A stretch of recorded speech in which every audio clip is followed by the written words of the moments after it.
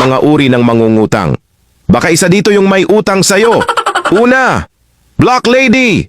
Ito ang tawag sa mangungutang na matapos mong pautangin ay ibablock ka sa Facebook.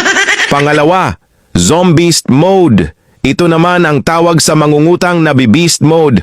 Pag sinisingil, G na G ang peg. Pangatlo, Engkanto.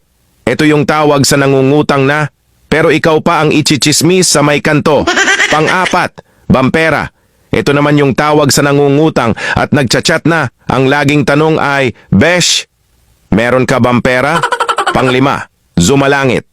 Ito naman yung mangungutang na pinagpapasalangit at pinagdadasal mo na lang ang kaluluwa dahil wala nang balak magbayad. Pang-anim, Maligno.